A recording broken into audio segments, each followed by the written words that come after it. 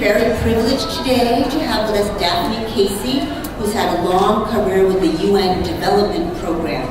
She's worked in Zambia, Angola, Ethiopia, Mozambique, and Malawi. She's now Chief of the United Nations Volunteers Office in New York, and she's going to speak today about how the UN works with indigenous people.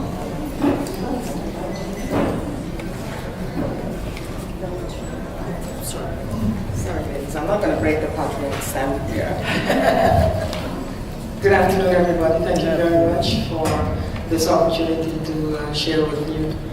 I'm afraid I'm replacing someone from a very exotic place, the Sudan, Dolly, I think.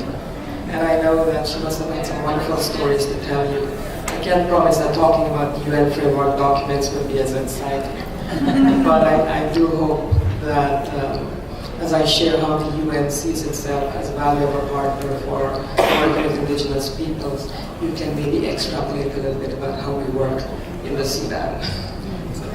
As mentioned, my name is Daphne Casey, and I've been with the UN for quite a few years. I wish I could say that I've been working with indigenous people throughout my career, which is well over 20 years. But I haven't, not directly, but I certainly have been working with women and gender issues, and I must share with you, as I listen to the stories here, the thing that really resonates across the years is the similarity of the experiences. But more importantly, I think it's the strength of women and their resilience. And I think that really is, and as you begin to understand more about indigenous women, we see that resilience as really being critical to helping them to overcome the challenges that they face on a day-to-day basis. And in many ways, that really is what is at the heart of how the UN works with indigenous people as communities on their own, and also within the countries. What I thought I would do, given that I only have a few minutes, and I'm sure they have lots of questions based on the stories you've heard, is I wanted first of all to share with those of you who aren't familiar with us, I think in a way to bring a very positive message on behalf of the UN, which is that governments and the peoples of the world, which sounds maybe very large, they've really challenged the UN system and given it a particular responsibility to respond to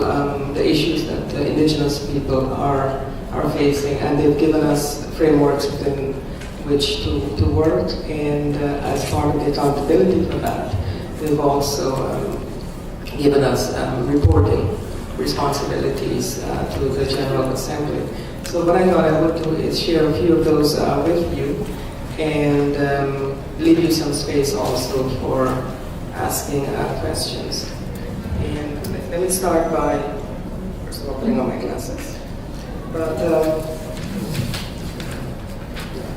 thank you very much.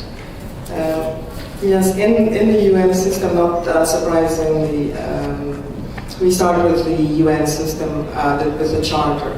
For those of you who are familiar with it, you know, the saying, "We the peoples." And I think that indigenous people for a long while probably wondered if we the peoples also included them. But as their voice became stronger, in a way the charter has given them also the framework within which to anchor their demands of their respective governments and the global community. So we have the charter as, if you will, the first overarching framework for situating the UN response to the demands of indigenous people. But more recently, in 1999, we had what you call the Millennium Summit, and I think that's probably closer to home for most people. And at that time, we had about 147, maybe, just under 150 heads of state and governments who came together and signed off on that, I hope, well-known Millennium Development Goals. Those people, the 8 Millennium Development Goals, now include 9. And then the overall goal was to try and have poverty, extreme poverty, by the year 2015. And that also is the second, if you will, framework document within which the UN is required to work when it comes to their activities in support of indigenous peoples. How have they activated this. As the UN, as you know, is a huge family of varying agencies. You have the UN Development Program, you have the ILO, the International Labour Organization, and each of those are required to develop their own agency-wide program. But in order to operationalize the Millennium Development Goals, and so we have a number of rather specific, if you will, policy framework documents.